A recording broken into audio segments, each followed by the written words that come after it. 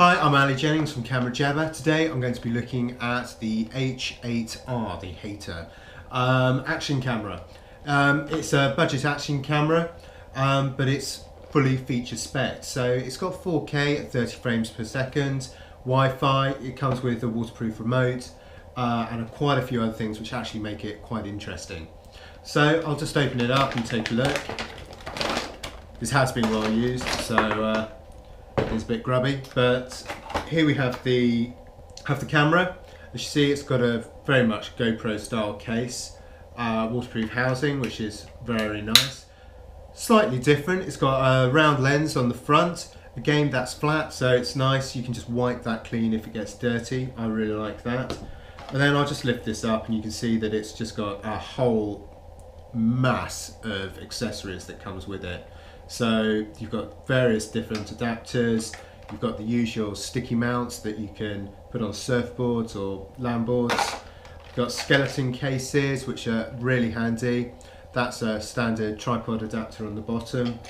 You've got various other cases, USB, and just here I've got the remote. And that just enables you to switch between video and photos very quickly, and there's a wrist strap in the box as well. So really good selection of accessories that comes with it. So taking a look at the camera itself, it does 4K Ultra HD, so that's 3840 pixels by 2160, so pretty big, and it shoots that at 30 frames per second. You've also got the option of shooting at 1080p, 60 frames per second or 30 frames per second, which are pretty much standard. Lens itself's got 170 degree field of view. It's got Wi-Fi at 802.11, which is pretty standard.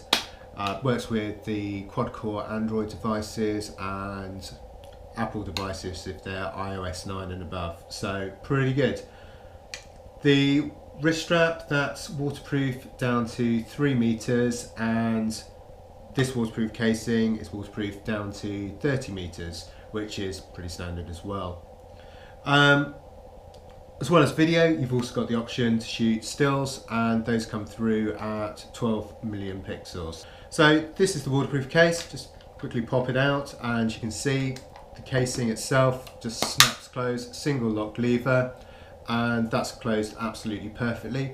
One thing I did find during the test was occasionally it wouldn't quite sit in the clip right. It's quite a common issue, but for the most part it's snap closed absolutely fine. You just got to check just this little bit here and here, just make sure actually you can just see there it hasn't closed quite right, and you just need to unclip it and just make sure that it is sat in that groove properly. But really good, 3 buttons on the front, nice and simple. And they just line up perfectly with the 3 buttons actually on the camera itself. They're all pretty true, so you click one of those, you don't have to push too hard, it meets up perfectly with the buttons. Another issue you sometimes get with budget cameras. As you see, very much like a GoPro in size and style. On the side we've got our micro SD card slot, we've got USB and HDMI. Just under here, click that open, and we've got the battery. So just put that all back together, and you see the build quality is actually pretty good. It all clicks nice and true, it's got good feel to it. Switch it on, just hold down the button on the front. After a few seconds, just boots up at the back, and we can see it's got a really nice LCD screen there. And we can use that just to quickly flip through each of the settings. So if I just turn it around, hold that there, just click again. So this is the 360 view, which you can use through the app, which is quite interesting. Click again, get to the settings so you can review your footage. That's the photo mode, so review your photos, and you've got your main settings as well. Click the shutter button to access the menu items, and there we can just use the mode button just here on the front just to quickly scroll through.